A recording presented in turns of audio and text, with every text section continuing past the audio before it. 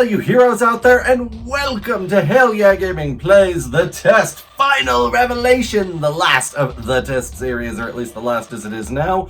I don't know how it'll go forward, but hey, if you're here, you've probably seen that I did the other two. This is the third personality test that had kind of got a little bit of a horror theme, but actually turns out to be surprisingly sweet and very nice. So let's go in and not waste any more time. Let's do this! Before experiencing the Test Final Revelation, it is highly recommended that you played its prequels, The Test and The Test Hypothesis Rising, before venturing into this experience. You will stand to gain a lot more from this experience if you played the first two titles, and this examination will also make it a bit more sense as it carries on from the last examinations left off, which is what the last one said as well. I would like you to urge him to play the test followed by them, yada yada. You have already played them. Well then, let's continue. Please make sure that you answer each question with the utmost honesty and that you take the time to answer the questions presented. Answering even one question improperly may drastically change your outcome. You cannot go back to answer questions you misanswered, so be sure to take your time. This is of the utmost importance. Alright, and as before, I will be 100% honest to the best of my ability. When the sun comes crashing down, and the heroes fade away, when darkness is all around, and there is no light of day, I will come back for you, so that you never feel alone. My spirit will push through, your heart will forever be my home. And when the world spirals into abyss, I will be standing there, your embrace so long I've missed, my soul, my love I bear, through the fire and the flames. And when every nerve has been left deadened, and every ghost has left its shell, I will bring you back to your heaven, and as you've rescued me from my hell. Our souls carry on.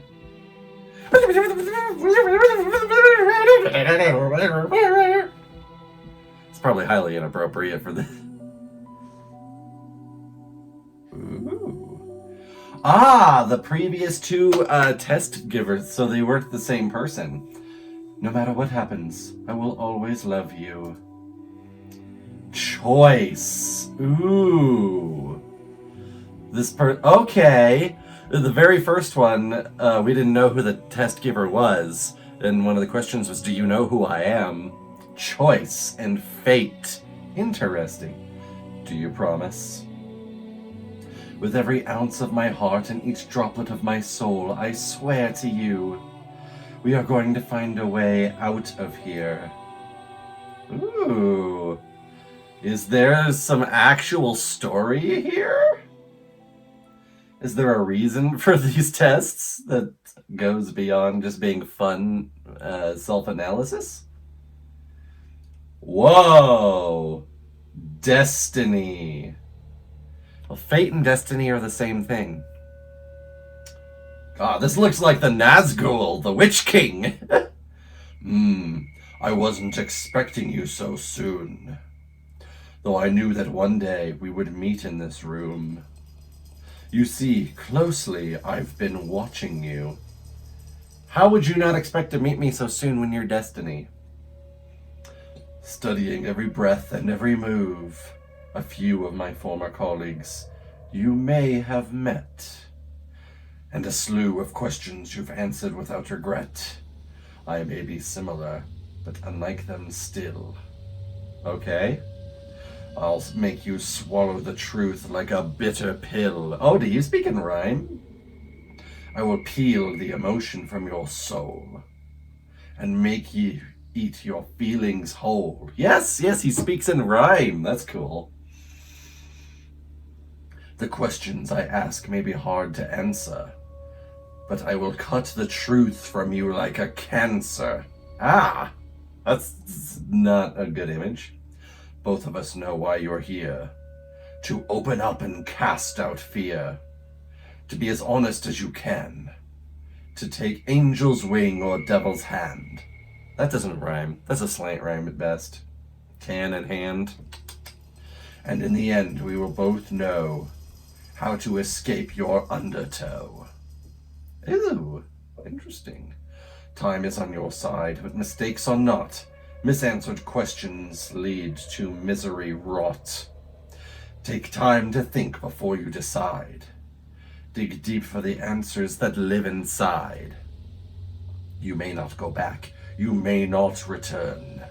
Once a decision is made, into your soul it is burned. Again, that's at best a slant rhyme. Return and burned are not, they do not rhyme.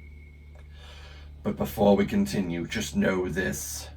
Your dishonesty would be very remiss. If your answers lack the guidance of truth, then your final destination would be rather uncouth. Final destination, oh no! So with that being said, I need your heart's honesty.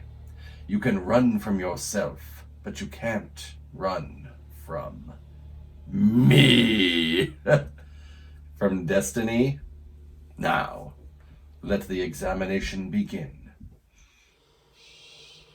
Do you ever feel like you just aren't good enough? Yes, absolutely. Do you ever feel like you put more effort into friends or relationships than others put back into you? Yes, I do. With a couple individuals in particular.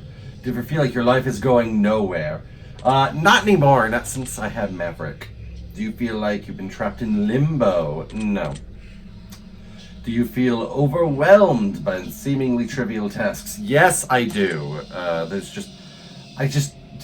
I hate doing all the little minutia. Are you sometimes afraid of what your future may hold? I guess, yeah. Would you consider yourself to be a good friend? Covered this in the last two videos. Yes, absolutely. Are you afraid of death? Yes, but it's one of those things, like, I can accept it, I think. Are you afraid of what might come after death? Yeah, I am, absolutely. Do you feel as though you're wanted in life? Oh, some time ago I might have said no, but yeah, I'm wanted in life. I have people who want me, for sure. Do you ever feel like you just don't belong? No. Do you ever feel like a burden? No, I don't feel like a burden. Have you ever felt left out? Absolutely. Have you ever felt like a failure? Yes, I have felt like a failure. Have you ever felt like you just weren't attractive enough? Yes, I still kind of feel that way a bit. Have you ever worked yourself sick? Yes, I absolutely have. Do you ever have racing thoughts at night that make it difficult for you to go to sleep? Yes, I do. Are you afraid to ask for help? No, I'm not usually afraid to ask for help. Do you feel like people often criticize you? Yes. Do you ever feel judged by your friends or family? Oh, absolutely, with my family. Do you ever wonder what your purpose is in life? No, your purpose of life is whatever you make of it. If you could turn back time for any reason, if you could turn back time, I have to think of some reasons that I would turn back time, yeah. Would you say that you have many regrets in life? No, I don't have that many regrets. Does meeting new people for the first time make you uncomfortable? Not really. Does looking out your window at night make you feel uneasy? Not even a little bit. Do you sometimes double check that your doors are locked even though you're certain you've already locked them? Nope. Do you ever feel like life is moving too slow? I feel like it's moving too fast. Like, I just want to be able to get more done. So no, other way around. Do you ever feel like life is moving too... Yeah, that's where we go. Do you feel uncomfortable when you're home alone? No. No! I wanted to say no! Do you consider yourself to be a thoughtful person? Usually, I can slip up for sure, but in general. Would you consider yourself to be superficial? Not really. Do you ever judge others by the way they look or dress? Yes! And I shouldn't, but like sometimes someone's just, sometimes someone is just dirty and they don't really have an excuse and they don't have their stuff together. So yeah. Would you consider yourself high maintenance? Nope, I'm pretty low maintenance. Have you ever been bullied by someone you cared about? Yes. Have you ever been a bully to someone? Go back to the first video. I have a lengthy discussion. Ultimately, I'm deciding no. Do you try to keep a low profile to avoid attention from others while in a crowded area? Not really. Do you actively try to avoid busy places? Yeah, it's just too much hassle. Would Would you sometimes rather be alone than surrounded by people you care about? Yeah, everyone needs alone time sometimes. Everybody needs that me time. Making phone calls make you feel uncomfortable? No, but I prefer texts. Are you sometimes afraid to confront people even when they do something that bothers you? Not usually. Do you feel uncomfortable in committing to definite plans for the future? Yeah, I like to keep things more open. Do you ever feel like no matter how hard you try, you just can't seem to stay motivated? No, it kind of extends to like one of the previous ones about motivation. Like, it's easy to lose motivation, but I wouldn't say no matter how hard I try, I can't stay. No, I feel like they're trying to get at two different things. Do you ever feel that you're failing those who you care about most? Yes, I do feel that way. Does driving a vehicle give you anxiety? Only if I'm driving on the Denver highway, because F Denver, F the highway in Denver. I hate it so much. I hate driving in Denver. Otherwise, no, I'm good. Are you afraid of exploring new places by yourself? No, I'm not. Have you ever carried an object around with you that made you feel uncomfortable? My wallet makes me feel more comfortable. Let's say no. Does being around animals bring you a sense of peace? Yeah, sometimes. Animals are nice. Do you sometimes believe your loved ones are lying to you when they say that they care? Yes. Sometimes I do feel like they don't like me the way that they say they do. Do you ever feel like you push your loved ones away? Yes. Oh?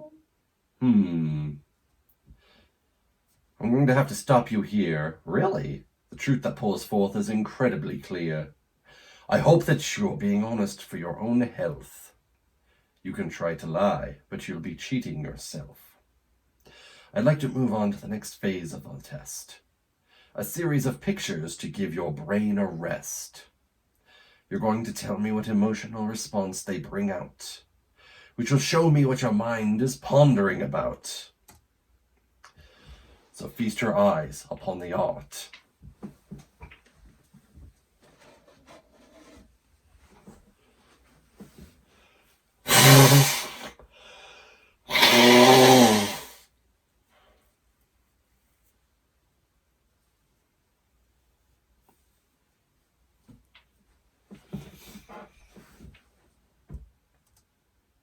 And let me into that precious heart.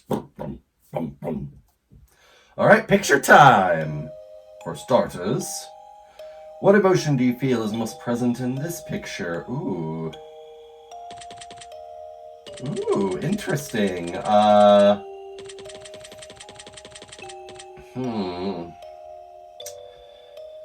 As strange as it sounds, I think chaos and relaxation in fair equal measures. Like, yeah, those are two very opposite things, but I feel like it's very, well, it's like organized chaos, really. Like, there's a clear geometric pattern here. I'll say relaxation. I like it. What word do you feel describes it best? I'll say soulful. Feels very soulful. Like, especially like a soul gem kind of feeling, like from Elder Scrolls. What do you think it's called? Chaotic crystals, the portal, soul abduction, a mind of misery. What a celestial stare. That sounds very interesting. Moving on. Ooh, I like this one. Oh, okay, so they're just the same ones. Not anger, but it is very sharp. Not depression. Not joy. Let's go chaos on this one. I feel this one's very chaotic.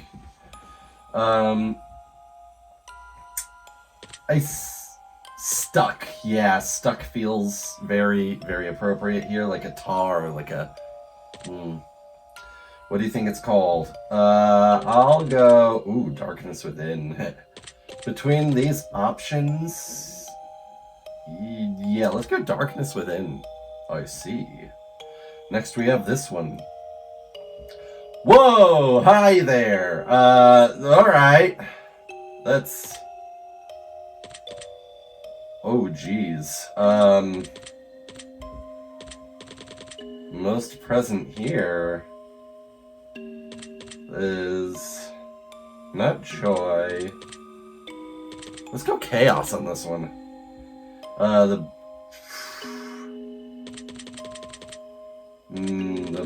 most description, I want to go mirrored. Datacron, Shattered Worlds. Noted. Take a look at this one. What emotion? Ooh, geez. I wanna... This feels chaotic to me as well, but...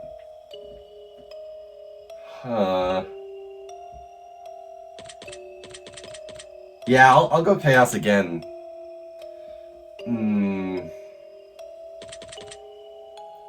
I don't like any of these as a descriptor to this. I guess gateway, I'll say. Stairway to Heaven, the rabbit hole. We'll go with the porthole. That's peculiar. How about this one? Ooh, that's an abyss, alright. This one I'll go with...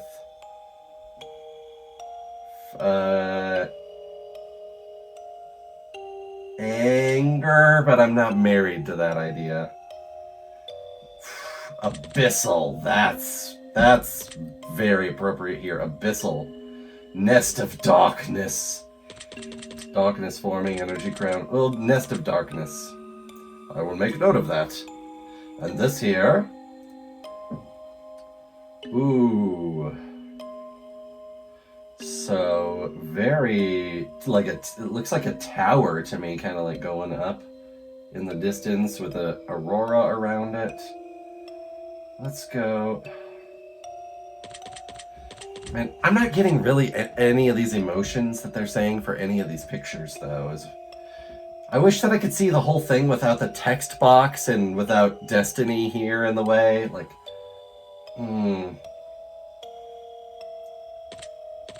I'll go depression on this guy. Veiled, maybe. Jungle, not even. Prismatic, I'll say, for sure. Mind's Eye, Forest of Man. Eye of Chaos. Ooh, I just like that. I see. Now this one. Oh, geez! Got like a cosmic bird energy going on here. This is absolutely chaos. Wings. Yeah, that's what I was looking. This is... Wow. None of these names are looking towards what I was... Forming Earth, I guess? Those all sucked, if I'm gonna be perfectly honest. How about this? Ooh, that's anger. And... Brimstone, no. Shattered, not quite. Fault. Yeah, well, let's go Fault. And this is called... Inferno Gate. That's interesting that you say that. How about this one here? Okay, that's an eye. That's a machine eye. This is all your base art belong to us, machine eye. That is... We'll go numb. Cyborg. Yeah, that's what Cyborg. Matrix. We'll go Matrix Watcher. I like that. I'll make note of that. Now this one. Ooh.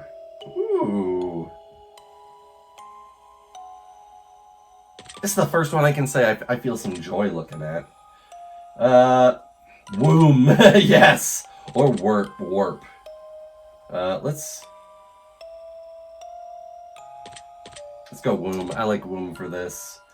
This is called going down. Going down. Birthplace of Dreams? Not quite, but...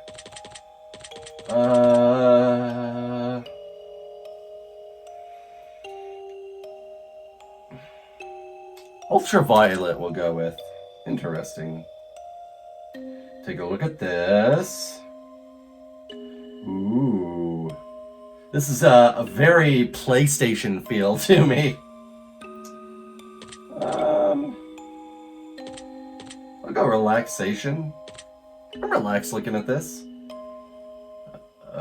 Oh geez. Apparently I'm not on the same page as this here at all.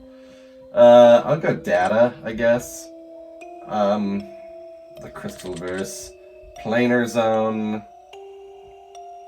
I guess planar zone, because I don't know. I don't really like this. These are like way too open to interpretation for these kinds of limited multiple choice options. We're almost done. Are we now? What emotion do you feel is most present in this picture? Numbness. Oh man, I just got a flash of like some of the stuff down here in the corner, but that would have changed my answer, but frickin' Destiny's in the way and I can't see the whole thing. Viscous. Absolutely. The sludge. We'll go sludge. Interesting choice. Indeed. Let's see here. What emotion do you feel most present in this picture? Ooh, oh, that's like standing tall, burning bright. I'll go joy. I like the feeling this gives me. Crown, sword, laser, sunlight, eclipse, solstice. Yeah, crown's like kind of what I was thinking, like standing tall and mighty. Red angel. Ooh, disintegration chamber. Disintegrate. Solar blade. Oh, if I'm looking at it like a blade pointed down, I can see that for sure. But let's go red angel. All right then. Just a few more. What emotion do you feel is most present in this picture? Well, that's relaxing. I like that. What do you feel best describes it? Cosmic. Oh, pearl. Ooh, but cosmic. Cosmic or pearl? Cosmic or pearl? Cosmic. We'll go cosmic. What do you think this picture is called? Marble of Time, Spiral World. Between these top two. Marble of Time. That's surprising. Is it now? Almost finished. What emotion do you feel present here?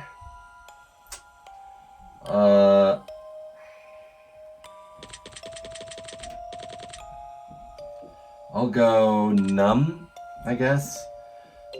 Gaseous, yeah. Gaseous or nebula really works the best. I'll go gaseous.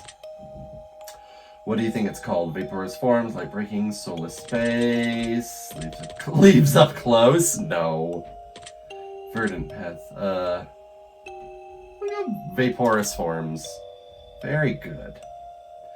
Last one. All right. What emotion do you feel here? Another big, like, cosmic one. I feel relaxed looking at this. What word do I...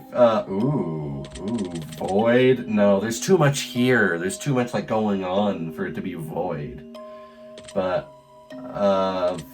choir, I guess. Yeah, because it's all coming together to create one big music. Sound of silence. Warp tunnel! I'll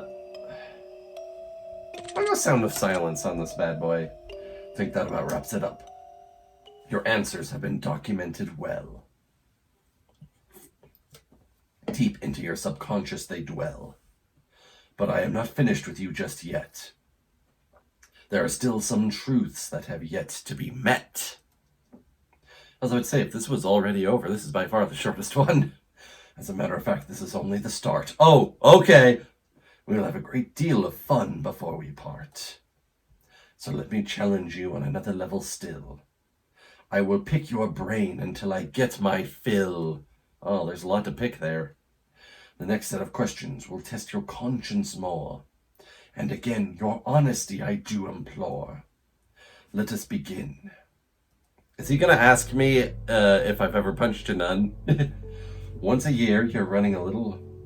Or 1 year, you're running a little low on funds to purchase presents around the holidays. So you decide to spend $1 and get everyone in your family a lottery ticket. Okay. Give each of them their own lottery ticket and wish them the best of luck. Okay, fair enough. The drawing is held when and one of your family members hits the jackpot, but it's someone who you don't really get along with and just bought a present for out of moral obligation. Okay, so far so good. They plan to keep all the money for themselves, as they feel like it was their ticket. How does this make you feel? Angry they should share, jealous I regret buying it for them, happy, good for them, I'm glad they won. This is someone I explicitly don't care for that much. I mean, yeah, I'm not gonna be like the happiest that they won a jackpot, because, I mean, you know, F that guy.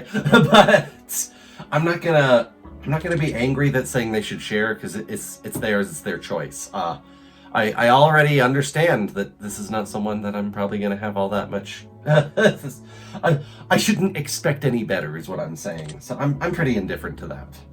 Life goes that way. Very well. And what would you wish to do in the situation? Steal it? Destroy it? Get them killed so I inherit it? Just let them be them.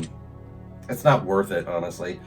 If the roles were reversed and you were given the winning lottery ticket, would you share the money with your least favorite family member who bought you the ticket in the first place?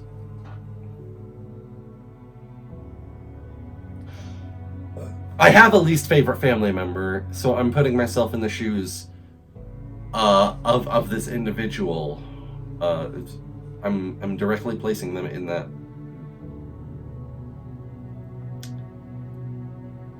Yes, but I would not give them that much. It would probably be a pittance. I see. Now you're walking through a forest and you come across a black suitcase. Inside the case rests $1 million. So, alright, we got two money-based ones. Alongside the money, there lays a blood-stained note with only one word written on it. The note simply says, "Don't." How does this make you feel? Scared, there's blood in there. Anxious, what if someone comes for it? Excited, I'm about to be rich. I'm not indifferent. This is absolutely a very emotional situation, so I'm not indifferent. But it's kind of a mix of all three of these. Like, I don't really feel like there's a reason to be that scared about it, but it's still unnerving. Like, I don't feel like someone's gonna be coming for me. I'm definitely very excited, but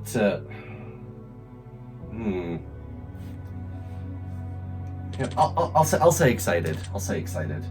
And what would you wish to do? Grab the suitcase and run to my car. Take as much money as I could hold and leave the rest? Why? Call the police and let them know about the suitcase. Leave the situation alone and move along. I want to say I would call the police and let them know, but it'd probably just get put in a police fund anyway, and I'm very much against that. Let's take the suitcase to my car. I will take the suitcase to my car. If the note wasn't covered in blood, would it change your decisions at all? No, it would not. Interesting. The devil appears in your room at night while you're alone and just about to fall asleep, and he tells you that he has a special one-time offer. Ooh. In exchange for your soul and eternal damnation. Nope, I deny it. I deny anything he's offering for that. Nope. He has not told you what the bargains are yet. Scared, the devil's in my room. Suspicious, I don't think the devil exists. Intrigued, I wonder what he's willing to offer me. Angry, I want him. Here's the deal. I don't feel like the devil is an inherently evil figure. His whole job is to punish people who do bad stuff, right? But if he's offering me something in exchange for my soul for eternal damnation, I don't want anything to do with that. So, I'll say scared. No, I'm suspicious. The devil goes on to assure you that whether or not you believe him to truly be the devil, he surely is, and to prove his point, he demonstrates magnificent magical prowess and drags you to hell for a split second before transporting you back to your bedroom. Oh, okay, well then. I guess that solves it there. In that second, you could feel a lifetime of pain and suffering in the most unimaginable ways possible. Well, that's not going to do a whole lot to convince me to take his deal, is it? He goes on to tell you that his offers in exchange for your soul to see if you can strike a bargain. Which would you choose, if any? All the wealth and power, never age but still die from physical injury, bring one person back from the dead. No, I'm not selling my soul to the devil. Period. End of story. It's not happening. If the devil offered you a deal of some other kind, would you accept it in exchange for eternal? Nope. Not happening. I will not give up my soul, period. I see. Civilization is about to come to an end as a plague sweeps the globe, turning everyone who perishes into mindless zombies who hunger for living flesh. You watch as everyone you know becomes gravely ill and turns, except for 5 of your closest friends and family. How does this make you feel? Indifferent. This is life now. No, definitely not. Very sad. I definitely don't want it to end. Excited. Look, I have fantasized about a zombie apocalypse before. I'm not going to lie about that, but that doesn't mean I want it to happen. Scared. I don't know if I could survive for long. No, it's sad. I feel like I could survive a zombie apocalypse for a decent amount of time, but I would be extremely broken. If you knew a zombie apocalypse is coming in 10 years from now and you could prevent it from happening, absolutely! Who would want to enforce a zombie apocalypse? You've been working at a company for 10 years and you've been promised a very important and incredibly lucrative promotion. Alright! Everything's finally coming up Zoidberg. However, someone hired only a number of weeks ago has just been promoted to the position that you were promised. Alright, well, that place is about to be burned down. Your boss essentially tells you tough luck, and then maybe one day you'll get the position, and that he had to promote the other employee as a favor for a friend. How's it make you feel? Angry. Very angry. Jealous. That should have been mine, yes. Betrayed. I can't trust I don't trust in my employer as a rule of thumb. Indifferent. Everything happens for a reason. No. F that. F that sentiment. I'm pissed. That place better invest in a good fire security system. It's gonna burn. You've also learned a few secrets about the company that could be disastrous if they were to escape, such as the fact that they haven't been properly reporting their income for the last decade. What would you wish to do? Oh, sweet. Threaten to report them for fraud, quit and look for new employment, sabotage the new employee. Oh no, I'm not threatening to report him for fraud. I am reporting him for fraud, period. End of story. That's all there is to it. That's the closest thing, so no, definitely. If the roles were reversed and you were hired and promoted as a favor over someone more deserving, would you accept? No. I've actually been in that position before and denied it already, so I can say from experience, no, I would not. I see. Very interesting. You're home alone at night, cooking food in your kitchen, and you turn around to realize that someone is watching you through your window in the darkness. That's not good. They have their face and hands pressed against the window, and they make direct eye contact with you before turning and running out of sight around the other side of the house. How do you feel? Scared, anxious, secure. I'm ready to handle anything. Protective. I need my family to be okay. Protective. I would absolutely be thinking of my family first and foremost.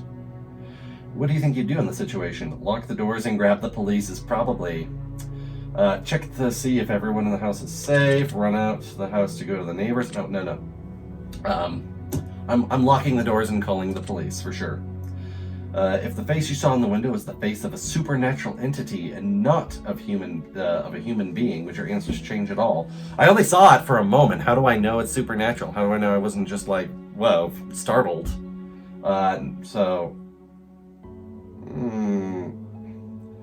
No, it wouldn't. I'm going to present you with some more potential scenarios, and I'm going to ask for more simplistic answers as a result. Here we go. You're not feeling all too well, so you decide to go to the doctor. The doctor runs a series of tests and gets back to you shortly after to announce some grave news. It turns out that you've contracted an incredibly rare illness that there is currently no cure for. This illness causes complete body paralysis within 6 months of contraction, meaning that in less than half a year from now, you'll be rendered unable to move, blink, talk, or any form of expression whatsoever. Kill me! Just kill me then! Just end it right there. I can't do that. You'll need to be kept alive on a feeding tube, and you'll never be able to communicate with anyone else ever again. You will just be kept alive on machines in a vegetative... No, kill me. Just be done with it. Pull the plug. Pull the plug and let me die. Absolutely. Don't even let me get to that point. Don't even let me get to that point. How would you like to spend the last 6 months of your life while still mobile? Friends and family, all the dreams I hadn't accomplished, making the world a better place, wallow in self-pity. This is one of those where it's like a combination of all of my options, right? Like I'd want to try to do everything here, but jeez, yeah. Let's spend it with my friends and family. Absolutely. There are diseases out there that can put you in that sort of unfortunate situation. Does knowing this motivate you to do things you've never done before and pursue more from life? Or do you feel relatively unaffected by the knowledge that this could potentially happen to you at any point in time? It doesn't, until it happens, it's not really real, you know? It doesn't change anything. Noted. You have a pet dog whom you've raised since its birth. 3 years have passed and it's the best dog you've ever had. You love it like it's your own child, and one day he runs away at the middle of the night chasing after a wild animal in the darkness. You search everywhere for your dog, but no matter what you do, you can't seem to make any progress. About a month passes, and you still haven't seen any trace of your four-legged friend until one morning you waken to the sound of familiar barking. You rush outside to find your elderly neighbor in his late 80s is out on his front lawn joyously playing with your dog. He has named the beast Johnny, and they both seem to be having the time of their lives. You rush over there and hug your dog. He excitedly licks your face. Your neighbor says, "Johnny's a good boy, isn't he? I lost him when I was just a boy, about your age, but he's come back." Oh, the old man's delirious. Oh, I raised this dog from birth. I know it's my dog. He's come back and we're together. Oh my God. Oh, you're gonna break my heart. Come to find out, your elderly neighbor is suffering from dementia, recently brought on by the stress and heartache of losing his wife just a couple of months prior to finding your dog. The dementia has caused him to believe that your dog, Johnny, is his old dog from his childhood coming back into his life to make him happy and keep him company. The dog seems to be in great shape, very happy, and well looked after. Telling the old man that it isn't really his dog, it's your dog, would break his heart and crush him. Would you break the news to him that isn't your dog and take Johnny home with you? Would you let him keep the dog and choose to visit him? Oh, I hate this.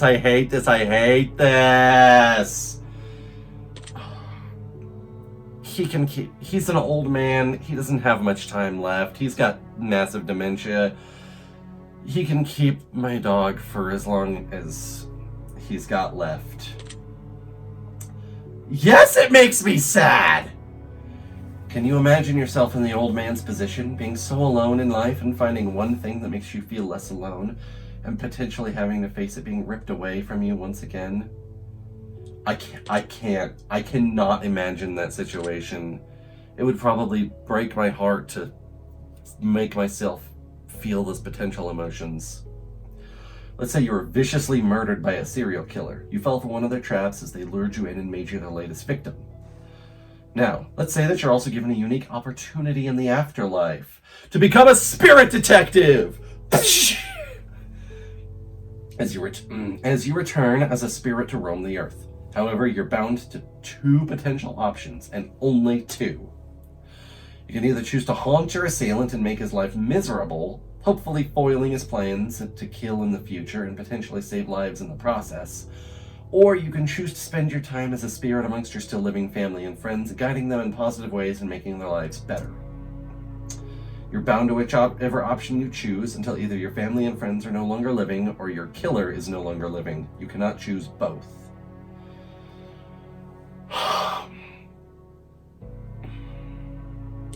It's very important to try to make sure that the killer is brought to justice and doesn't kill again and they're foiled.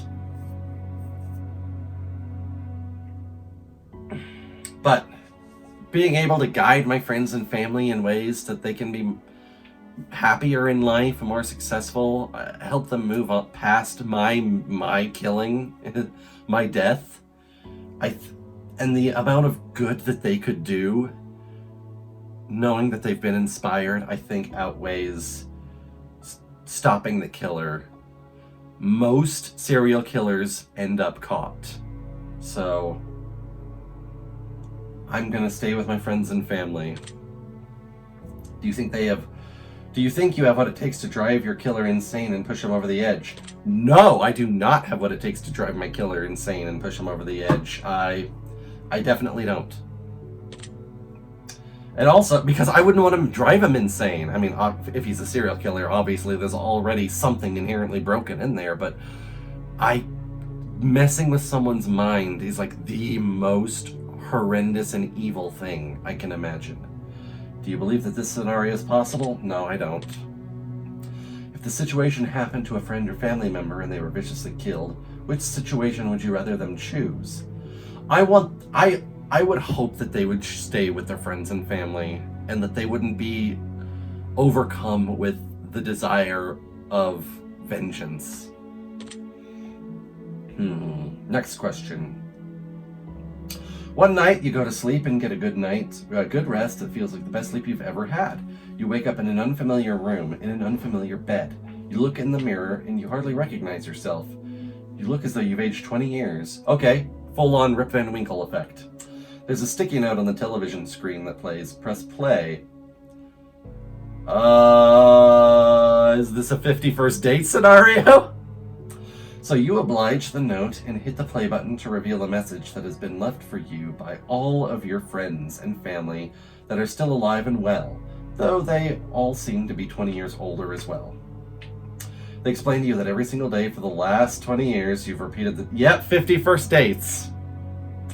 Due to a severe head injury, your memory doesn't last more than 24 hours, so each day when you sleep, all recollection of what took place 24 hours prior entirely wiped. Just say it's 51st dates, okay?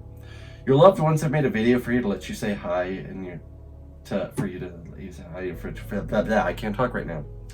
You have the option of either watching this video every single day so you know what's going on and can continue to progress your life, even though you won't have any recollection of it.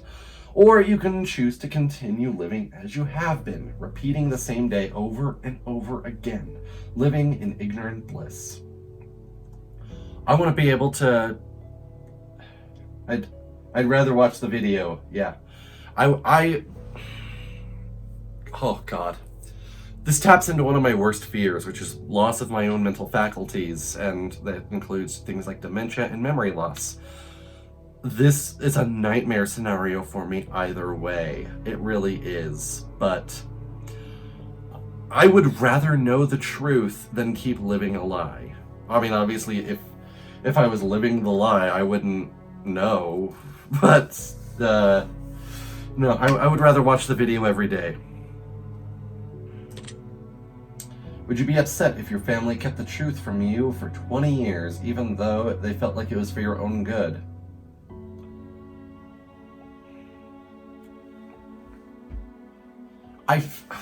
That's hard. That's a hard one to answer.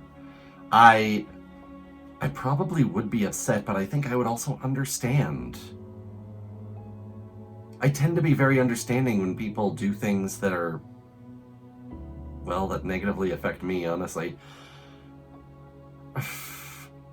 I would be upset, yes, but I would not hold it against them, is what I'm trying to say. So, yes, I would be upset. If your best friend was in this situation, would you make a video for them telling them the truth, or would you repeat every day exactly the same for them? No. Oh, I would go insane if I was trying to do the same thing over and over again. No, I would make them, I would give them the video completely. I'll take note of your answer. Through frantic digging in the attic, you mean the attic? Reading old files and newspaper articles, you've come to find your parents are famed psychologists. Interesting. You've also come to find they aren't really your parents. In fact, they're not even related to you at all. Oh, they brainwashed me. Is that what's going on? I was their guinea pig? From what you can gather through your new discoveries, a story tells of a young child who developed psychotic tendencies and went into a trance before murdering their parents in a tragically brutal way. I killed my parents, and then they cured me while brainwashing me to think I was their kid. However, that child suffered so much trauma from the event and the loss of their parents. Once the trance had worn off, they repressed the memory of their parents' deaths, blocking it completely from their mind. 2 psychologists took the child into treatment and performed studies against the child's knowledge, raising that child to be a fully functional adult while playing the role of the child's real parents to further gather data to potentially help that child avoid a terrible life in the process. You are that child. Yep. Would you resent your would-be parents?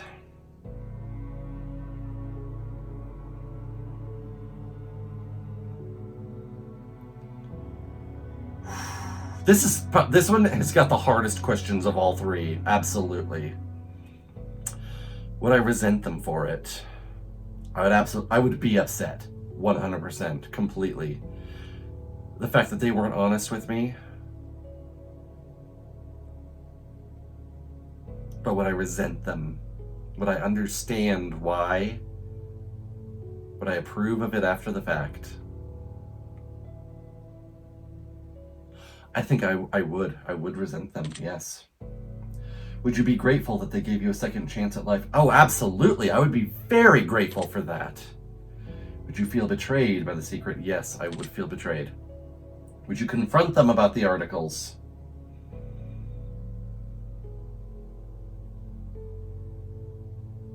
I would. If you were in their position, would you do the same for the child?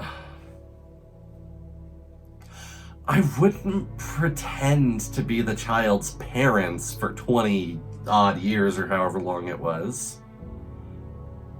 I wouldn't pretend to be their father. No. I would definitely want to give them another chance at life. For sure. I don't want to break the information to them in a way that's, going to be damaging. I probably wouldn't tell them that they're responsible for their real parents' death, at least not until they're of a certain age. But I don't think I would ever raise that kid to believe I was their birth parent. So, no. I would do some things the same, but not all of it. I have one final scenario for you before we move on. The end of the world has come and gone. All that is left are post-apocalyptic soldiers roaming the lands, combing through towns, and laying waste to any survivors in their path, in hopes of claiming their equipment for themselves in order to survive the harsh, barren wasteland known as planet Earth.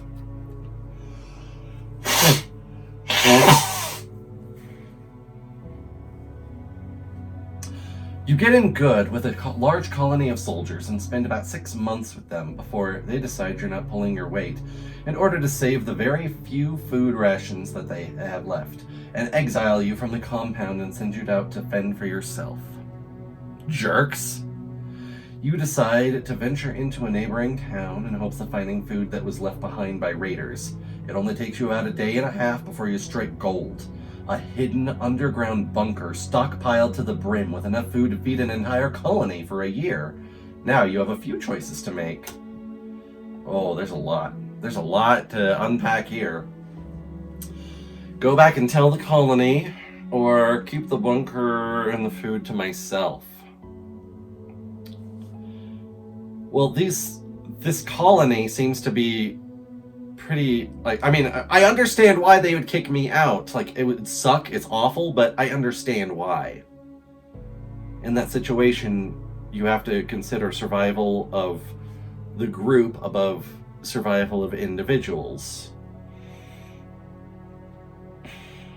But from the way he described it before, it seems like they're kind of like roaming around. Yeah, they're taking whatever they can from other survivors, which is not the way to do things. But I don't want to keep all of this to myself. I want to... I'll go back and tell them. I'm hoping that they're not like one of the roaming groups of evil people. If you could choose to only tell some of the soldiers about the bunker and let them in so that you could lead a new colony, but exile the soldiers who exiled you, would you do it?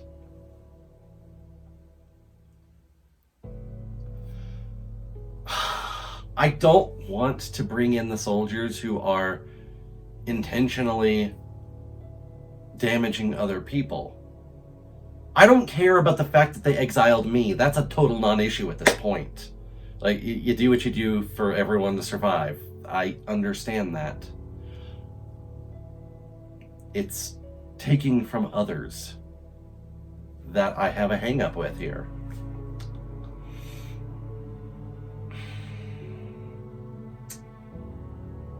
I want as many people to survive as possible. And I don't have the option of saying, nope, I can't kick out the people who are being dicks to the other survivors. If you were to lead a new colony, would you build it based on savagery and raiding, or would you base it sharing? Oh, sharing and compassion, 1,000%, not even a question. If you're the leader of the colony that exiled you, except it was you who exiled someone else who wasn't pulling their own weight, and that person just so happened to find themselves in a similar situation where they found a jackpot worth of food in an underground bunker, but they refused to share it with you and your colony, would you raid them and steal it, or would you let them keep... Their bunker now belongs to me! No, I would not, like, march on them with an army. I would not do that. I would appeal to them.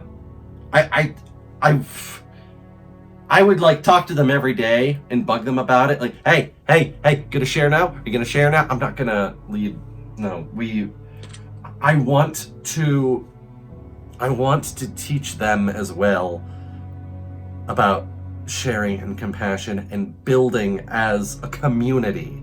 We need the community in order to let everyone survive, and also to rebuild in general. So they can keep it, but I'm not going to steal it myself. Very interesting. Well, that wraps up this portion of the test, but I need more from you before I allow you to rest. A choice here, a choice there. Which would you rather? More dilemmas abound from what I can gather. And you will answer clearly, crisp and concise.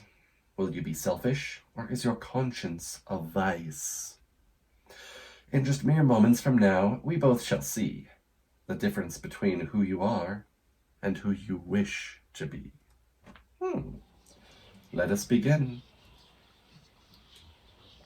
Would you rather abandon the person you love most or be abandoned by the person you love most?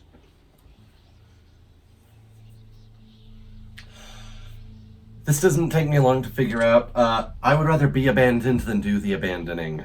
I can figure out how to move on myself, and if they abandon me, then clearly they weren't worth the effort. But if I'm abandoning someone, that's just cruel. So I'd rather be abandoned. Would you rather have friends in high places who could get you anything you wanted but didn't necessarily care about you, or friends who couldn't give you anything but they feel a deep personal bond? Oh, give me the personal bond. I don't need people in like high echelons of government or with. At first I thought this was literal, like they're just really tall and they can get me tall things. Until I continued reading on. No, I would rather have people who are loyal and trustworthy and that I share a personal connection with than anyone who has power but doesn't care for me. No, strong bond, absolutely. Would you rather find $10,000 and get to keep it for yourself, or $20,000 but have to split it 4 ways with your closest friends and family? Oh, I would revel in the opportunity to share that. The act of the sharing is better. Okay. Also, if I found $10,000, it would be to my family anyway, because I have a family to support. Like, what else am I gonna do it with? What else am I gonna do with it? Would you rather cheat on your partner but never get caught, or know that your partner cheated on you and have no way of proving it? This goes back to what I was with the abandonment thing. Like, if they cheat on me, I don't need evidence to prove it to their face. Like, they know, and if I know, like, they can deny it all they want, I'm still leaving. They're not worth it. But if I'm cheating on them, I'm the asshole. So I'd rather get cheated on, and then their evidence is a non-factor. Would you rather get rich through illegal means or be poor but live an honest life? That depends on what you mean by illegal. Because whatever is illegal is not necessarily immoral. And there's a lot of corporations and billionaires that I'd love to shake down and spread the wealth, if you know what I mean. But that wouldn't exactly be legal. So let's go with the rich one, so that I can make other people honest. Would you rather press a button that would kill your favorite pet, or press a button that would kill your favorite family member? Where's the button that kills you for even suggesting such a thing? My favorite family member is my son. There's nothing else that there is no pet. Like, as much as I love my pets and they're amazing and they are a part of my heart and soul, there is nothing and no one out there that I would ever prioritize above my son. Would you rather get fired from a high-paying job or have to fire friends from a high-paying job? I'd rather get fired. I don't want to fire my friends. Especially if I'm, like, denying them their source of income. God, that's awful. I'd rather get fired. Would you rather sleep with your sibling? Would you rather sleep with your step-sibling or sleep with your best friend's partner? Oh, God, that's just awkward all around, isn't it? So, my 2 best friends, like, I'm probably thinking too deeply into this. Like, neither of them have partners. One's an asexual skeleton. A step-sibling. Like, there's no blood relation there. There really shouldn't be any kind of issues.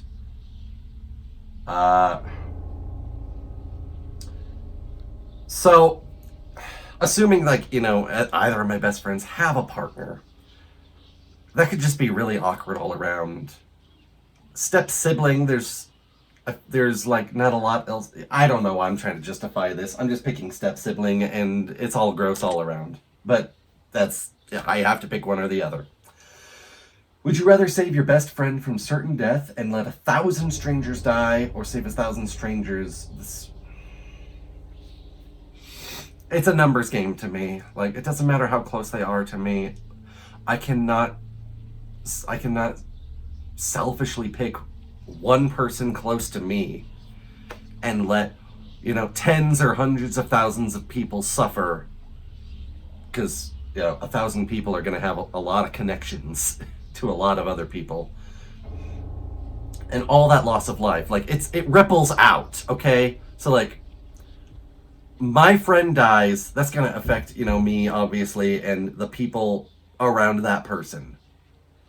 1,000 people die, that's 1,000 families and 1,000 groups of friends that all suffer as well. It's not even just the loss of life, but the emotional impact as well. I have to save 1,000 strangers and let my friend die, and then I would feel horrible about it. Would you rather get free food for the rest of your life or rescue a starving child from a third world country? Oh, this is gonna sound really selfish. I would rather get free food for the rest of my life than rescue one single solitary starving child. And because food is a huge expense. It is a huge expense that eats up so much of your wallet, right? So much fun goes to eating, to food, just to live. I would be able to do so much more with that money, which would involve helping so many more people than one starving child. Again, numbers game. And it feels kind of awful to say, but that's how I feel about it. Would you rather be rich but without family, or poor with family? Give me poor with family. I love my family very much. Would you rather have to steal food for the rest of your life in order to eat, or steal enormous amounts of money from the wealthy, but have to destroy the money immediately after? Oh, the great equalizer!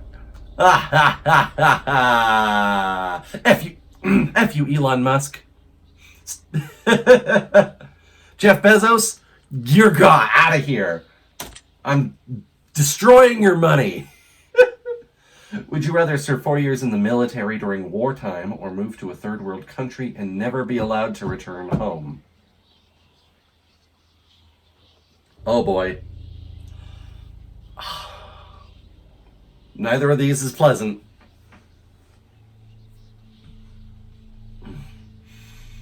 I don't think I would survive in the military in active wartime for 4 years. I don't think I would survive for 4 months. So if I move to a third world country, I'm still alive. Would you rather always be traveling 10 miles above the speed limit, or 10 miles per hour below the speed limit? Above, absolutely. I am already a speed demon, and I cannot stand going slow. Would you rather never have sex for the remainder of your life, or have to have sex every day in order to stay alive?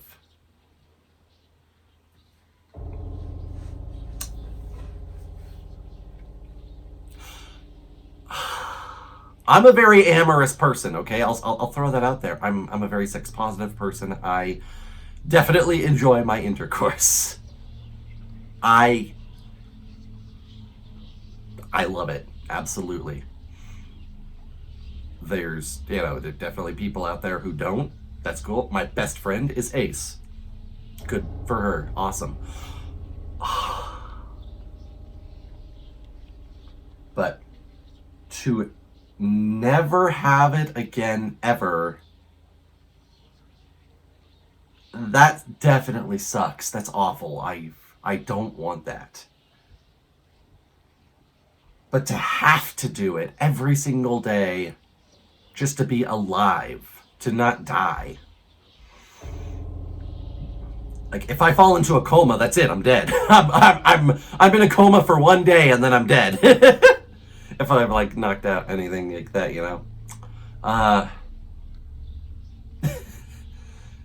I assume I'd be able to tell the situation to my loved ones. I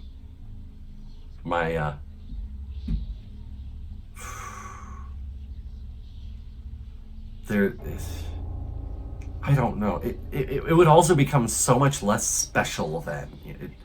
It wouldn't feel as important.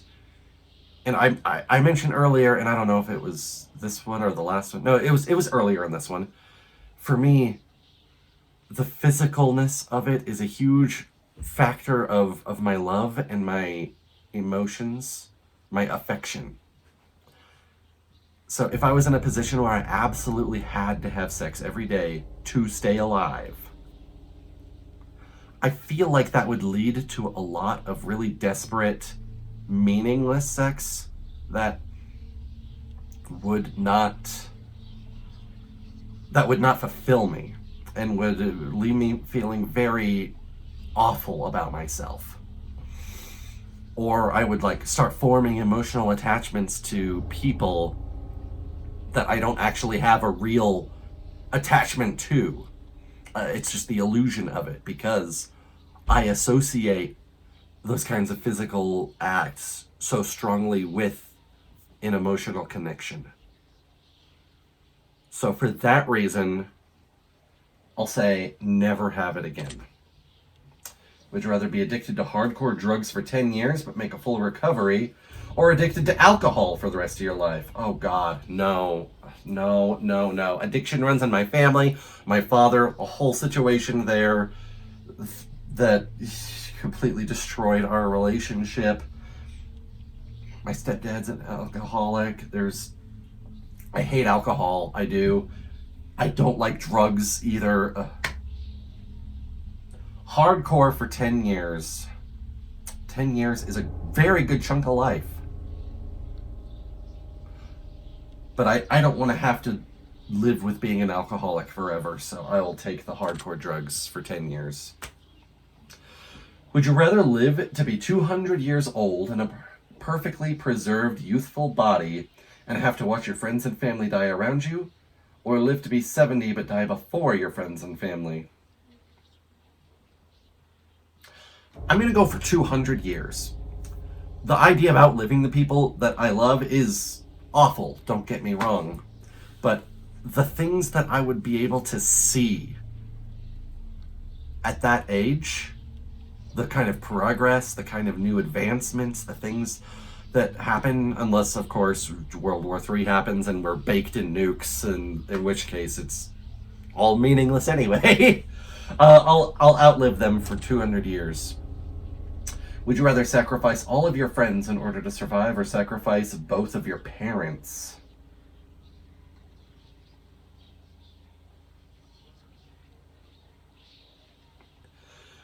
This is when I'm glad that my family doesn't watch my show. Oh my God. I have no relationship with my father. That's just a fact. There's no relationship there anymore. He's in a horrible situation where he's constantly sick. He's done horrible things to his body. I don't know if how much longer he would even live. My mother has obviously a lot more to live for. All my friends is a lot of people. Like, I only have a couple friends that are like close by to me, but I have a lot of friends all over the country and all over the world.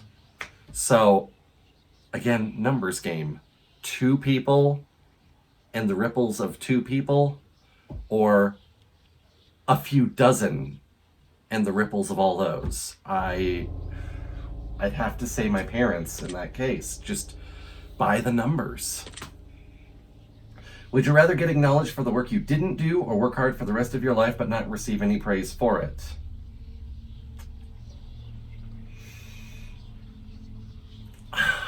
Earlier, I answered a question about, like, I would choose to pass up a promotion if I knew I didn't deserve it over someone who did. And this is a similar but not entirely the same situation. I think recognition is important. It is. It is very important.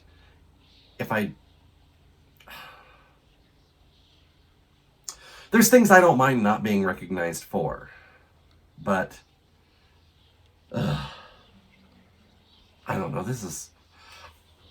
I'm just gonna say I want to get I'll get acknowledged for work that I didn't do. I don't know. The nun punch is back! Would you rather punch a nun or get punched by a nun? Well, I don't like hitting things. I don't like violence. So I'll get punched by a nun, and it'll be a great story. Would you rather lose all the money you've earned this year, or lose all of the memories you've gained this year? Well, no. Memories are irreplaceable. Money is not. Would you rather flip a coin for a chance to win $20 or immediately win $10? I mean, $10 or $20, it's not gonna be a big deal either way. So I'll take the gamble to double it. Would you rather know how you die or when you'll die? I'd rather know when I will die. How I will die, it'll just make me paranoid to ever go near Like, say, I know I'm going to die in a car accident. That would just make me paranoid to ever go out in the streets or drive again. If I know when I die, then I can make all the right preparations. I can make sure that everything is put into place. So yeah, I know when I'll die. Would you rather be blind but be able to see crystal clear underwater, or be deaf always? Oh, I'll be permanently deaf, because I don't spend any time underwater, and I don't plan to change that, even if this situation happens. I don't want to be underwater ever. So I'll be permanently deaf. Would you rather give up all internet and social media but be able to travel the world for free, or have the best internet in the world but never be able to leave your house? Never leave my house ever? Oh no! Oh no! Travel the world. Oh, travel the world for free is huge. But then I wouldn't have you guys. I wouldn't be doing this right now. Oh, man. That's a real thinker right there. Traveling the world for free would be amazing. It would be amazing. All the things I could see and do. Wow.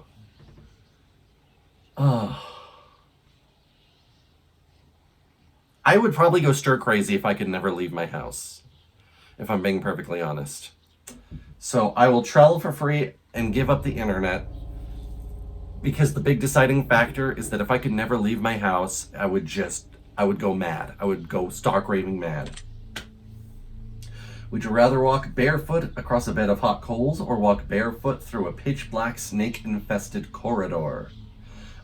Snakes in the dark. Snakes in the dark, because they are not going to bother me if I don't as long as I'm careful. Hot coals are going to burn me no matter what. Would you rather be the judge who sentences people to death, or the executioner in charge of killing them? Either way, you are the one killing them. Like, if whether you give the order or you pull the trigger, you're still responsible for that death.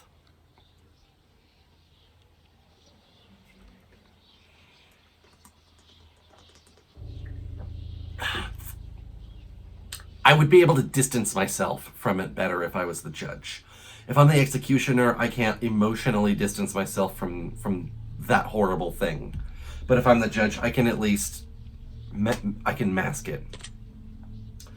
Would you rather have a witch cast a nasty hex on you so you'll always have bad luck? I already do. Or be haunted by a demon intent on possessing you?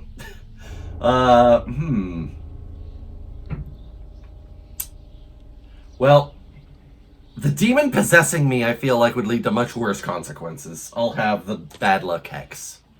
Would you rather be married to someone incredibly beautiful who doesn't find you attractive, or be married to someone whom you're not even remotely attracted to, but they find you incredibly attractive? There has to be a mutual attraction or it doesn't work, right? Like, is this talking about just physically attractive? Or is this talking about, also emotionally, intellectually, spiritually attractive? There's a lot of different levels of attraction.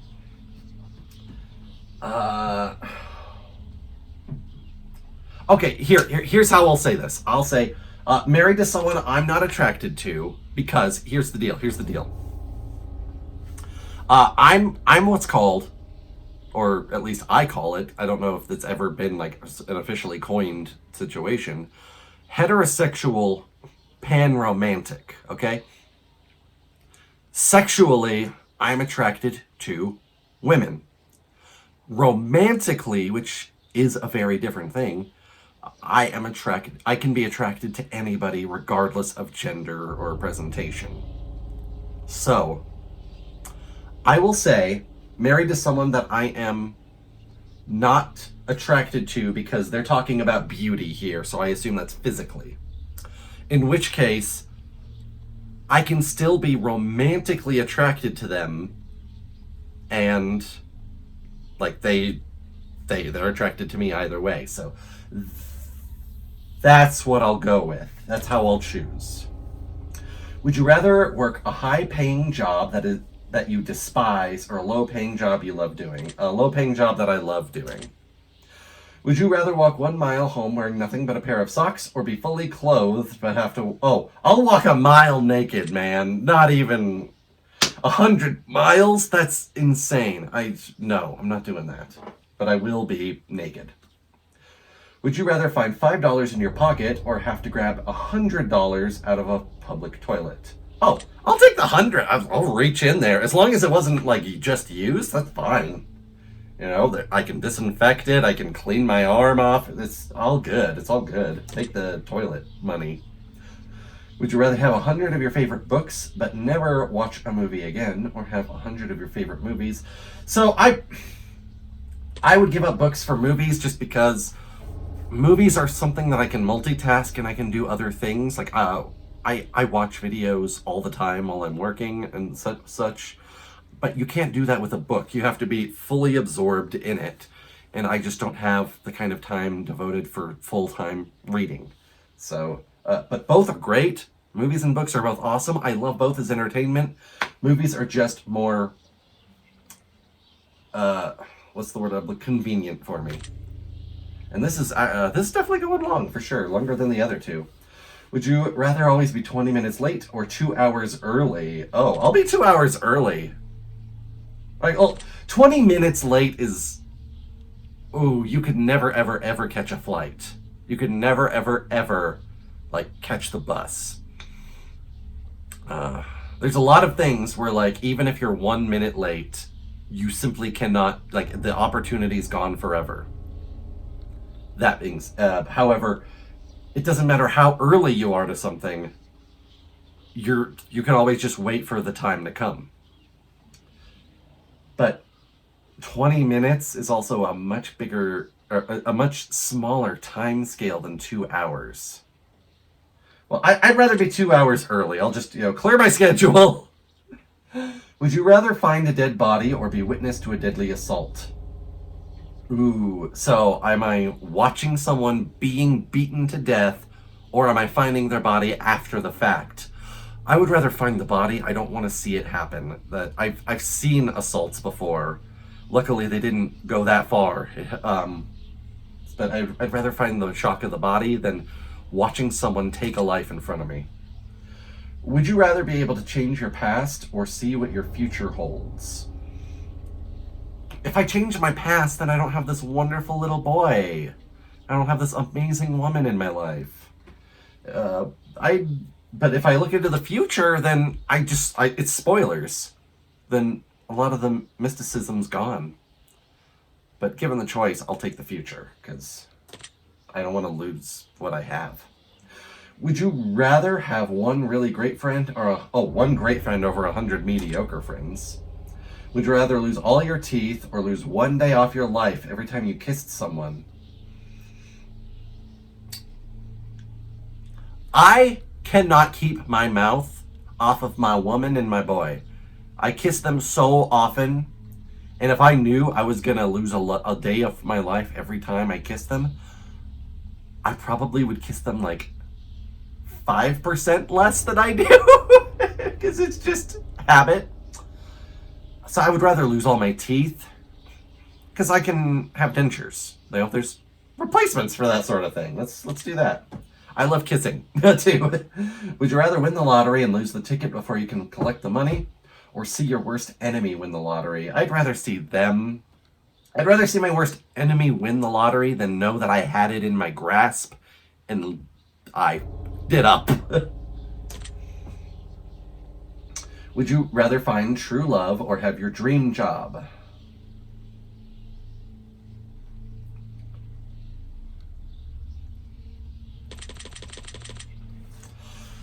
Okay, I'm gonna go with dream job, and here's why. I could say I've already got true love, but shit, blah, blah. Lame. I do, but still, that's a lame thing. It's trying to circumvent the question. Now, I would say I'd rather have my dream job because I can live without external fulfillment, right? I can live without having a true love to externally reinforce me. My internal value cannot be cast aside. And if I have my dream job, then I'm going to be loving myself. So that's why I will pick that. Would you rather have a pause button for life or a rewind button? Ha! Rewind! Let's rewind this real quick. Would you rather drown to death in gasoline or boiled to death in water? Oh God, both sound super unpleasant. I've almost drowned before, but that was in water. In gasoline, I can't imagine how much worse it would be. I'd probably be choking on my own vomit. I would probably drown from choking on my own vomit before I drowned from the gasoline, honestly, which sounds even less appealing. But being boiled to death in water, that's horribly painful. There's probably not as much panic or disgust, but it would hurt so much worse. Oh my God. I'll go boiled, but it's a very, very thin line. Would you rather make a new friend every day or get $100 a day for doing nothing but never having... Oh, make a new friend every day. Let's do it. Let's do it. You're my friend now. You're my friend. That person right beside you, yeah, you're my friend too. And way in the back, hey, new friend. There, I'm good for the next 3 days. Would you rather die to save your family or sacrifice your family for yourself? Easy. I'd rather die for my family. I would never sacrifice other people for me. End of story. Would you rather always be hated by those closest to you for something you didn't do, or have hurt everyone you care about, but they'll never find out it was you? Wait, let me read. What?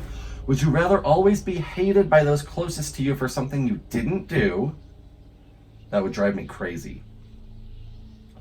Or have hurt everyone you care about, but they'll never find out it was you? Okay. So I hurt them, and I get away with it essentially, but I have it on my conscience and knowing that I hurt them all. Or they hate me and I had nothing to do with it, but I can't change that they think I did it. Oh my God, this is hard. This whole thing is very hard. I would rather hurt them without being blamed than be blamed for something I never did. And I know that's the selfish option here. I understand that is the selfish option, but that's what I gotta go with, because I don't know. They both awful. This is the first one where I'm like, this is an inherently selfish choice, but this is the one I'm making. Would you rather sleep with your worst enemy or sleep with someone you know has many incurable STDs? Ooh.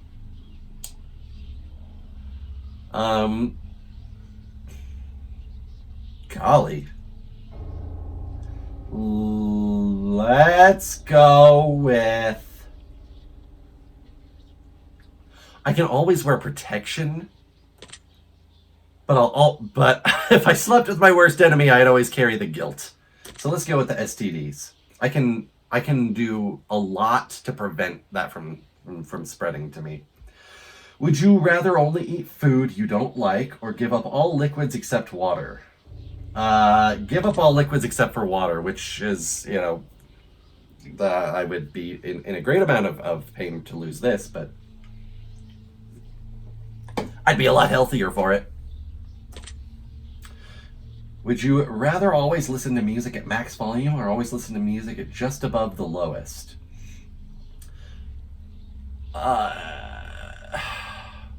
If it's at the lowest volume, I'm probably not even going to hear it.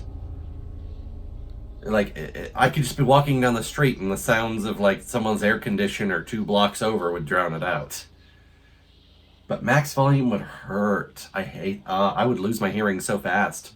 Unless, I'll turn it on to max volume and then I'll, like, put it over here. I'll just sit, I just won't be, like, next to it. I won't wear earbuds. Or, like, if I do a headset sort of situation, I'll just like, it'll be max volume, but it'll be hanging off my neck. That's probably circumventing the question, but that's what I'm saying. Would you rather meet your hero and find out they don't like you, or never meet your hero at all? Ooh, given the choices here, I'd rather never meet them then. Like, that seems pretty straightforward, right? Would you rather never have a pet for the rest of your life, or never have friends? I'd rather never have pets than friends. Because, like, I mean, pets are friends, so, like, it's one of those, like, blah, blah, blah, blah, blah, it's a whole thing, like, it's an oxymoron, paradox. No. Pets are friends, but friends are not pets. Pets are a lot more responsibility and investment, I think, than friends, so we'll go. But friends also offer a socialization that you can't get from pets. Wait, did I choose the wrong one? Whatever, man. Would you rather live in excruciating pain for the rest of your life, or live pain-free, but everyone you know and love will live in excruciating pain? Okay, will I take the pain on myself, or will I let everyone else suffer while I'm good? I'll take the pain. Absolutely. I'll take all your pain. Thank you for answering my questions, but we are not done yet. Oh my god, this is taking forever. Oh, made it through many categories except one. These final questions will be from deep within. I want to see your soul. I want to see your heartbeat quicken. I want to learn all that you know. I want to see what makes you think. I want to know what makes you tick. I want to know your darkest truths. I want to know what makes you sick. Right now, a cold.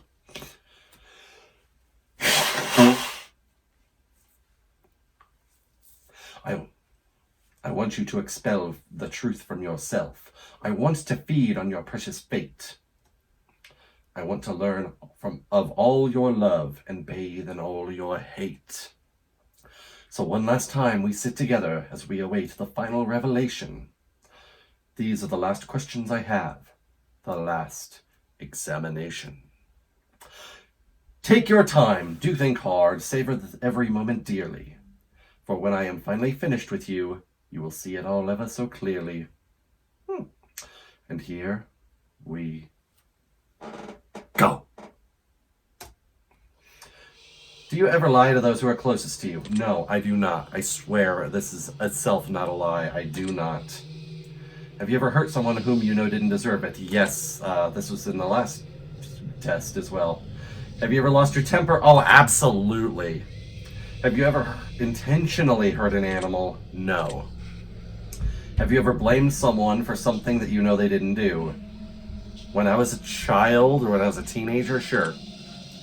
Have you ever abandoned a pet? No, but I did lovingly give a pet to someone I knew would take care of them. Have you ever abandoned a loved one in their time of need? Hell no. Have you ever stolen something from someone you cared about? No. As a child, yes, so I'll say yes. Have you ever broken something to spite someone you cared about? No, I have not. Have you ever played the victim in a situation even though you hadn't been wronged? If I ever played victim, it's because I sincerely felt like I was wronged, so no. Have you ever had romantic feelings for someone who wasn't your partner while you were in a relationship? Yes. However, that does not mean I acted upon it in any way. It's possible to feel attraction to multiple people. Have you ever wished for the death of someone who had wronged you? Yeah. Have you ever wished for the death of a loved one? No! If you knew that writing someone's name on a piece of paper could instantly cause their death, would you write down anyone's name? Oh, so a death note. Will I be, light?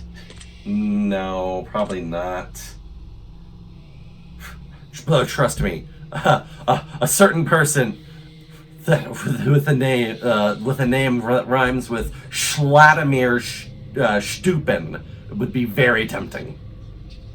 as would a certain individual whose name rhymes with Schmonald Schmump.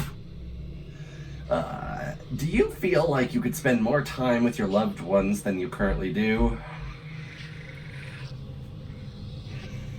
I mean, is it physically possible? Yes, but I spend a lot of time with my family as it is. I'm gonna go ahead and say no. Like, yes, it's physically possible, but I mean, I'm down here recording this while we're all sick, and Aurora and Maverick are just chilling upstairs. I could be chilling up there with them. You know, we're all sick. Let's be sick together. Not really. We spend so much time together as it is. Have you ever owed someone an apology but refused to apologize to them? Yes, I have done so on principle of spite at least one time that I can think of. Do you ever regret worrying too much about things you can't control? No, not really. Do you ever feel like your negativity brings other people down? No, I don't think so. Do you ever regret not standing up for yourself when you feel you've been wronged? I'm usually pretty good about standing up for myself, but it's not 100% of the time, so I'll say yes. Do you ever feel like you let others influence your decision-making too much? No, I'm very autonomous with my decision-making, probably to a fault. Do you ever wish that you lived a more honest life? No, I have lived a very honest life. Has your dishonesty ever caused someone else to suffer? When I was a kid, when I was a teenager, absolutely. But, you know, I'll still say yes. Have you ever had someone leave your life before you had the chance to tell them something important? I'm trying to think if I had anything that I needed to tell my grandma before she passed away. I don't think so. Do you ever feel like you prioritize people in your life that are unworthy of your time? Sometimes, yeah. Do you ever feel like you prioritize your own wants before those who need you most? No. Very, very little do I ever prioritize myself. Do you ever feel like you spend too much time working towards something you're not truly passionate about? At work, yes. Do you feel like you're living up to your full potential? Definitely not. Do you ever let your fears stop you from pursuing things you truly want? I'd say yes. Have you ever refused to try something because you're afraid that you would fail? Oh, absolutely. Have you ever been attracted to someone but refused to let them know because you were afraid of being rejected? Yes! Again, mostly a high school thing, but do you ever feel as though you're chasing the wrong things in life? No, not right now. Do you ever feel like you spend so much time planning for the future you ignore the present? No. Aurora's the future planner. I'm the very much in the moment guy. Do you feel like your friends and family like you more than you like them? No, I feel the other way around, honestly. Yeah, have you ever loved a pet more than your family? I've loved a pet more than a lot of my family, but not like all my family. I'll say yeah. Do you ever make up excuses to get out of going to an event instead of just telling the person who invited you that you just don't want to go? I mean, I've used COVID as an excuse, which I feel is a very appropriate excuse. It's not really an excuse, like it's very much still a thing right now that thousands of people are dying from daily. We all just decided to act like it's not happening anymore. But no, I would not say that. I wouldn't say no. Do you ever feel like you spend more time with technology than you do building stronger bonds with your friends and family? Unfortunately, yes. That goes back to previously. Do you have any addictions? I don't know if it was this one or a previous one, where I said yeah, my phone and internet, whatnot. Yeah, I would say so. Have you ever defended someone that you shouldn't have? Yes, absolutely. My father. Do you sometimes have a hard time admitting when you're wrong? Yes, I absolutely do. Do you ever place the blame for your personal failures on someone or something else? No, if anything, I blame myself for things that I have no control over. Have you ever accused someone of something with no evidence to back it up?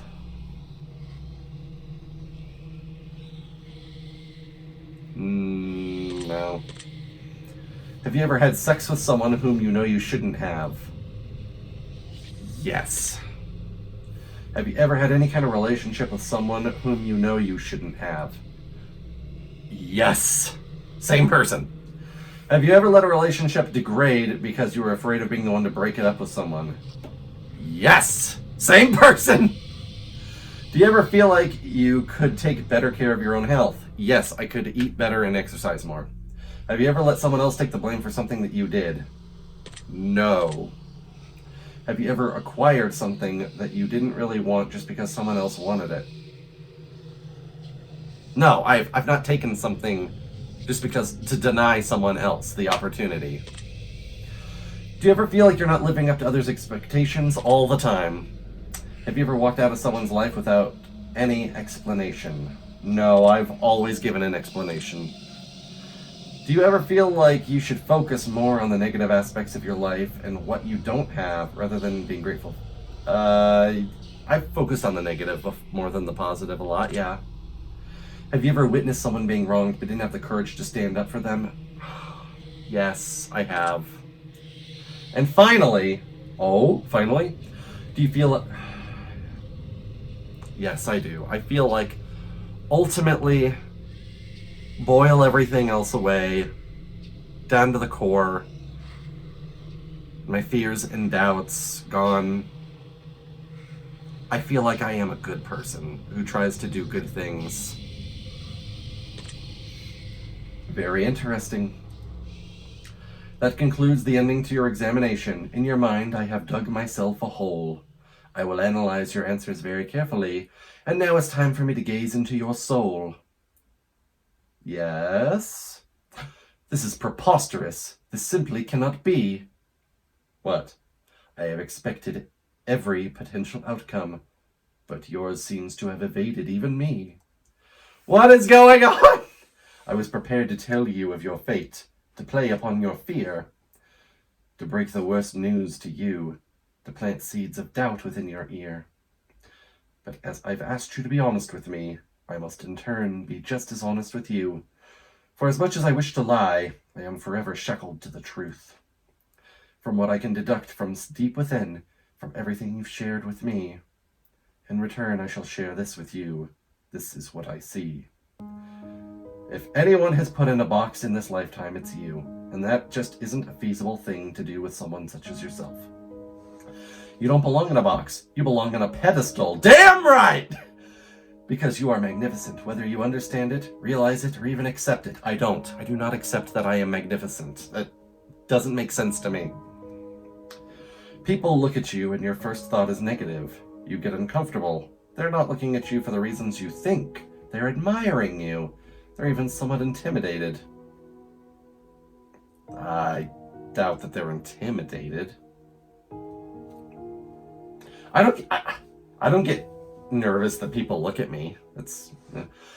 You give off such a powerful aura about you that people straight up don't know how to handle your presence.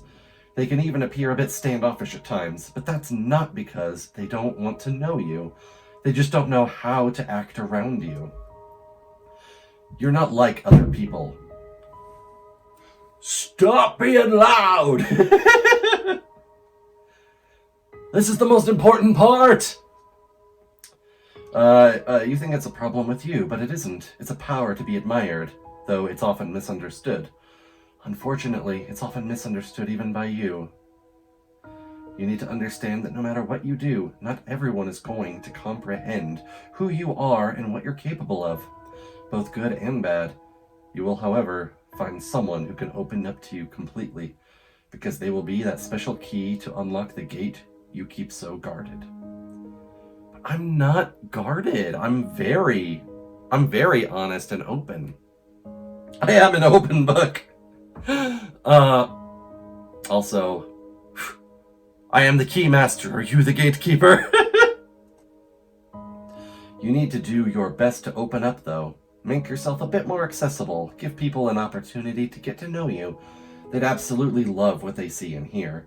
You need to build some confidence, or simply fake it. They won't know the difference. Okay, that I get. One thing you need to do is to be careful of, however. One thing you do need to be careful of, however, is trusting what people say and taking it to heart when it's negative. People who don't like you for whatever reason don't dislike you because there's something wrong with you. They dislike you because there's something wrong with them. For the most part, I believe that. No one who truly got to know you could ever dislike someone so astonishingly in depth as you. If you don't understand yet, one day very soon you will. Your secret word is integrity. Remember this word, it will come in handy. Whoo!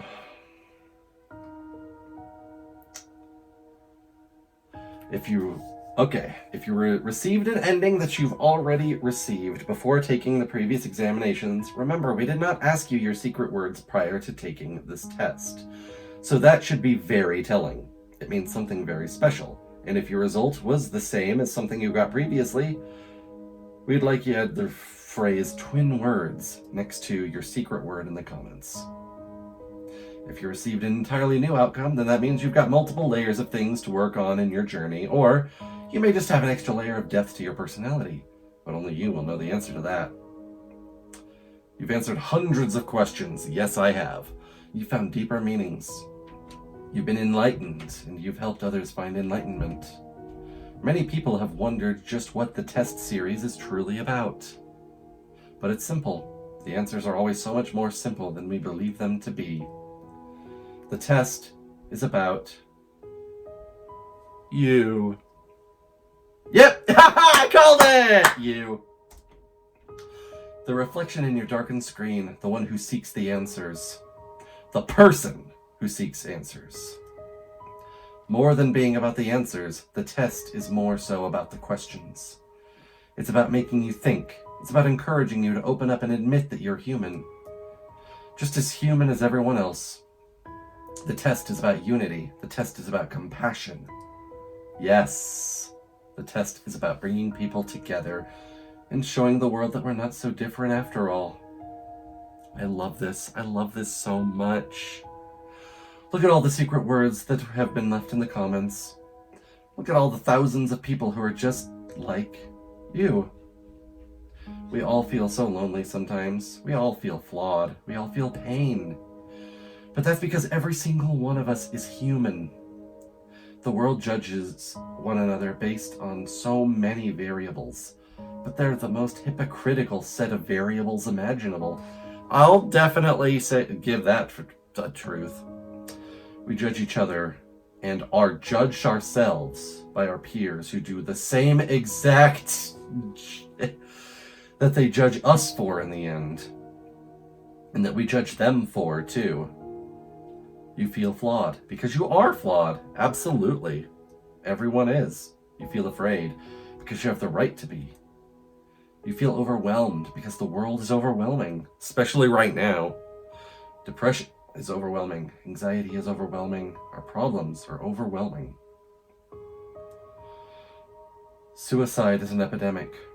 We are losing loved ones before their time, and any one of us can fall in the hardest times in our lives at any given moment.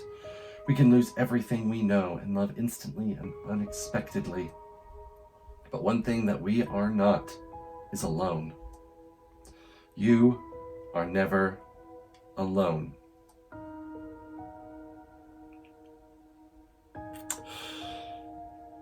We're all flawed because we're all human. We're all scared because we're all human. We all fight these battles every single day because we're all human. But you never have to feel alone in your fight. Look at all the secret words that have been gathered that match yours. Look at all the words that don't match yours. Perhaps those people are going through struggles that you have yet to experience or know nothing about. Or perhaps some others know not of yours either. And perhaps. But don't judge those who are struggling. Help them, just as you'd wish to be helped in your time of need. Don't be afraid to ask for help and reach out to those who are. Everyone is suffering. Some of us just suffer quieter than others. It's so true. You're all in this together. The test series has helped bring so many people together and make so many people feel less alone. We've read your comments, and others are free to do so as well. We've read about how these games have helped you. We've read about how much positivity they've spread. I hope that this does spread positivity. We've read how many people say that their lives are forever changed, and I'll tell you one thing. If even one life was saved in the process of this social experiment, then it was worth conducting. And every single one of you that left a comment is a hero.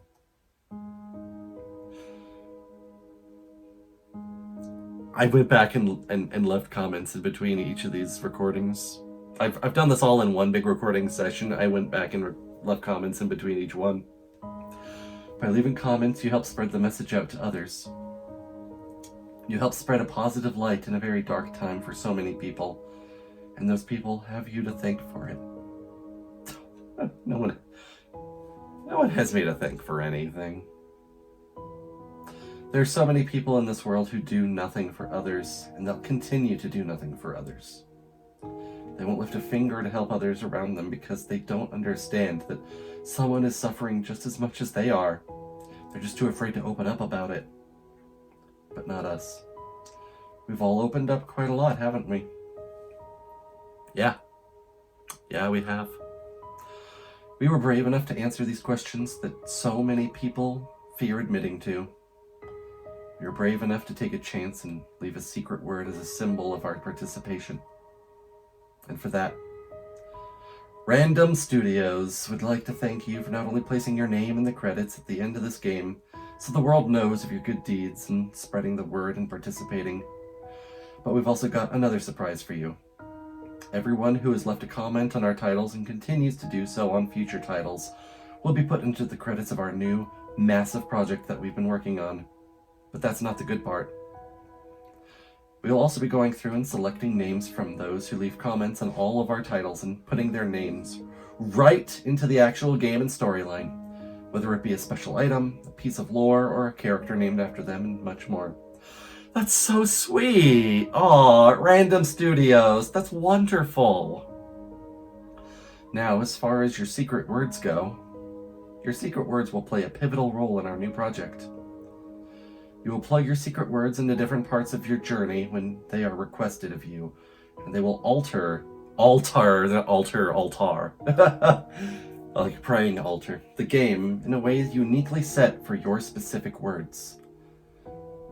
That is amazing. This is an RPG where every choice matters, where every decision you make changes something about your session. This is an RPG that focuses on every human emotion and the decisions we make and how those decisions make us feel. Keep an eye out in the future for our main project, Chasing Demons, where every NPC from all of our titles will be represented with a storyline, and the world will get to see how they all tie in together.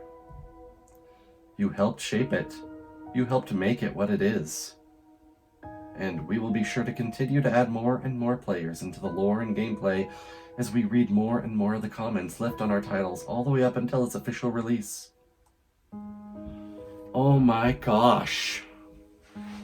Oh my gosh. And again, to commemorate those who participated across all of our titles, we will be periodically selecting names from all of our titles. Thank you so much for everything you've done for us, and everything you continue to do for the world. Take the secret word that was assigned to you at the end of this session and leave it in a comment for us. We will be selecting some of you to be included in future projects which we are currently working on. Don't be afraid. This is an opportunity for you to be a part of history. This is a chance for you to be a part of something greater. Be sure to note your secret word in your comments. We greatly appreciate your feedback and support. We've read every single review and comment left for us. From the bottom of our hearts, thank you for everything you do. Thank you for playing, and thank you for contributing your secret words to our projects.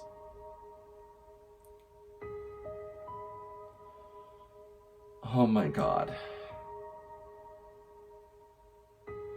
If any of these games even save one life, it was all worth it. And that means that you're a part of that. You're a part of saving someone's life. Most people will live their entire lives never having done something special like that. Even if you didn't particularly find anything useful yourself from the test series, just by you spreading the word, you've helped others who do find something beneficial from this series, who really needed help in their time of need. I don't know, I can't read as fast as this right now. Oh my god. This.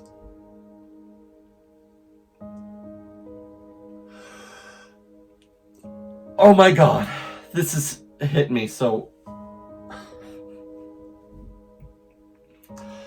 I love this so much. I didn't expect to go into this feeling that it would. By the end of the first one, which the first one I saw Markiplier and MatPat do, so I knew what to expect. But like, I understood that it was a very human experience and a very emotional thing. That it was gonna go. That it was very positive in the end, despite the trappings of it looking like a crazy little pretend horror game situation.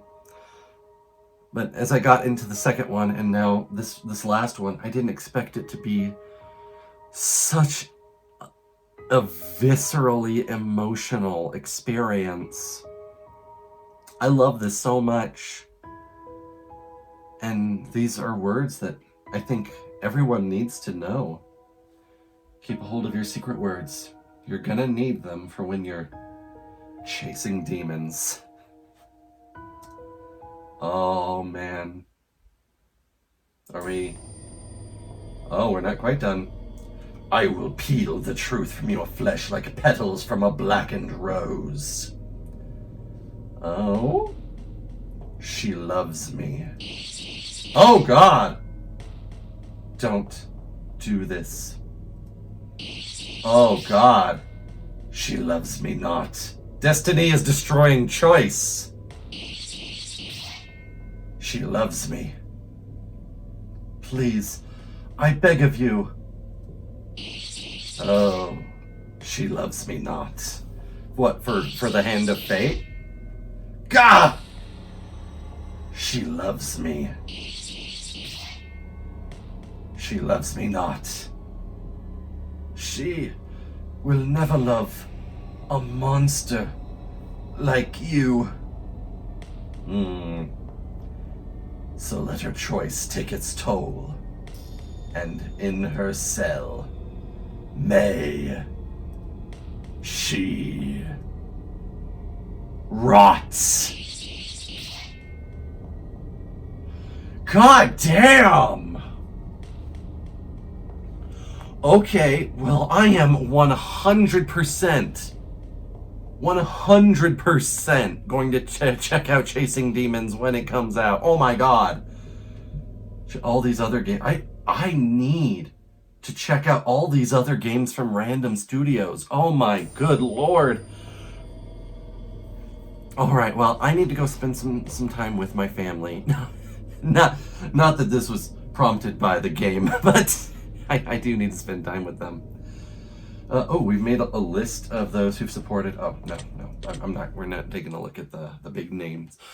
But, oh my god, this was amazing.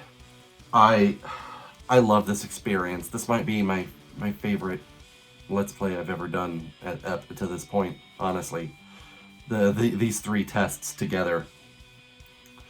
So, if you want to take it, then, check out Steam, please. That's where I got it from, and to let me know what your secret words have been.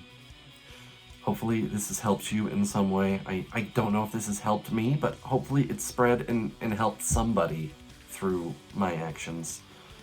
That would make me very happy. That's all I can say at this point. Wow.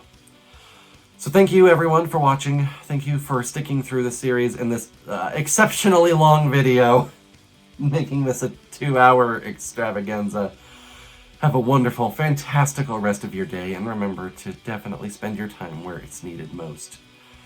If this helped you, or if you can use this to help someone else, then I think that deserves a great, big hell yeah!